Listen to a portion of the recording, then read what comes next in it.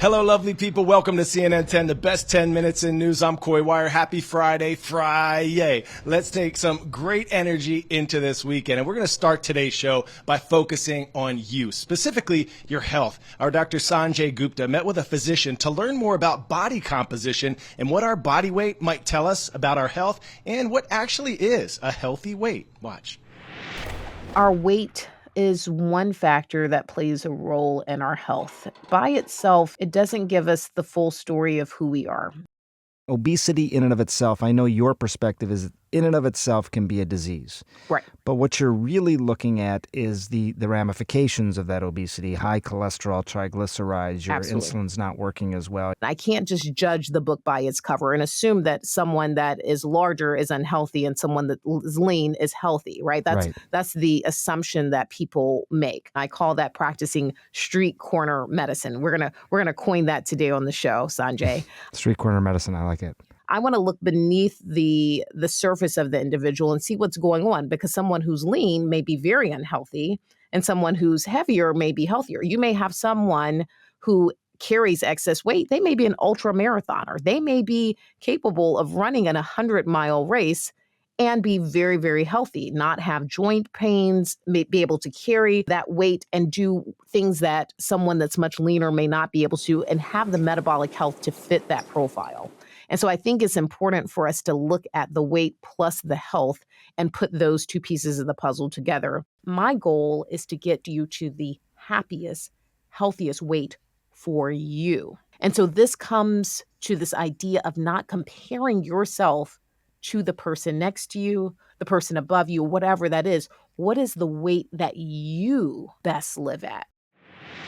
All right, for any of you out there who maybe don't go to a gym or don't like going to a gym, check out this workout you can do at home using a paper plate. Dana Santes has 4 exercises, each of which you can do about 8 to 10 reps and 3 to 5 rounds. Here it is. I want to show you a surprisingly challenging workout using only a paper plate. You'll put your paper plate on the floor and put your foot on top, and then hands on your hips. Step back, tap your knee, bring it back up. Stabilizing through your left leg. Your left leg is really doing all of the work here. The next exercise is a lateral lunge. So you'll put one foot on the paper plate, hands on your hips again, and then you're sliding back. Try to sit back into the hip of your standing leg and keep your chest up. You'll notice I'm leaning a little bit to counterbalance, but I'm trying to keep my chest up. This leg is really what's keeping me stable in this position and from sliding completely out that way. And make sure you do both sides on all of the exercises. And remember, it's so important to focus on the standing leg that's stabilizing the exercise. The last 2 exercises involve a plank position and making circles with your arms and your legs. So we'll start with our arms. So from your plank position, make sure you get stable. Take your feet out a little bit wider than you ordinarily would for a little extra stability, and then place your hand inside the paper plate and just start to make circles. Now make sure your low back is not arching like this, because that's not going to do you any good. You need a nice strong core. If you find that it's too difficult, then put your knees down. Otherwise, stay here and do your 8 circles. And you can switch it up. Ideally, do 4 one direction, do 4 the other direction. And then, of course, switch to the other side. And finally, we'll move the plate to our foot. And from that strong, stable plank position, we just start making circles in your own range of motion. If your range of motion is smaller, you can go smaller. Make sure you go 4 one direction, 4 the other direction, and then switch, and then other direction. Let's turn now to nutrition. Have you ever heard of ultra-processed foods? Well, they're basically any food that contains ingredients that are never or are rarely used in kitchens. And while these additives add flavor and might keep foods lasting longer, they could be leading to a higher risk of cancer, heart disease, obesity, even death. And sometimes it's hard to tell which foods actually contain these ingredients. We talked to dietitian-nutritionist Lorraine Kearney, who shows us how reading food labels can help us better understand how processed some foods really are.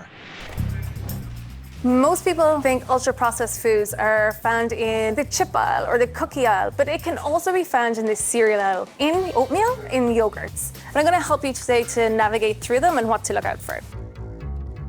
When we get our bread at the bakery, it is the most minimally processed bread. When I'm looking at the ingredient list on these two breads, I prefer this option. It has multigrain flour, water, salt, and yeast, compared to this other shelf-stable bread that does have more additives and preservatives, as well as dough conditioners to preserve shelf life. This one does have more fiber compared to the other bread. With most Americans only consuming about 5% of the fiber they need in a day, they are missing out on a lot of nutrients.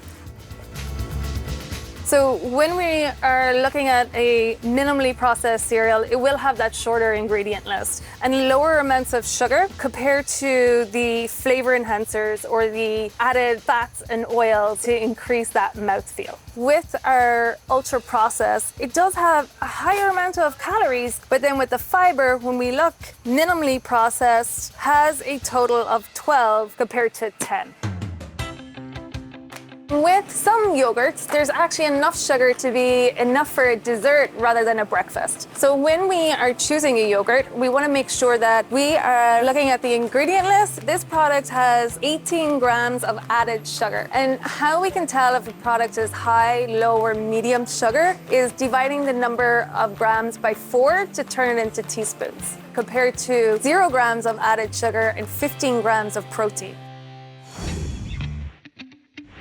10-second trivia. In what country were fireworks invented? China, United States, Russia, or India?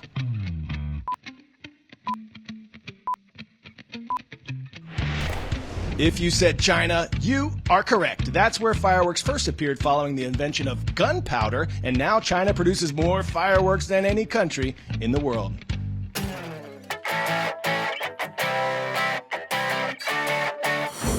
For today's story, getting a 10 out of 10, we want to take you to a beautiful lantern festival in the city of Shanghai in China. It opened a couple weeks ago ahead of the Lunar New Year celebration. Millions of people around the world are now getting ready for this holiday that falls on February 10th this year and marks the first new moon of the lunar calendar. According to the Chinese zodiac calendar, this is the year of the dragon. Okay, I'm not going to be dragging on this show any longer. Time to roll. Thanks for all the questions about Tom Brady that you want me to ask. We're going to see the winner on Monday's show. I want to give a shout out now. Let's go to Antigo, Wisconsin, where the Red Robins of Antigo Middle School rise up. And this shout out goes to the shipbuilders at Morse High School in Bath, Maine. Yeah, baby, let's ride this energy wave right on into the weekend. Remember, you are more powerful than you know. I'm Coy Wire. It's been a blessing to spend this week with you.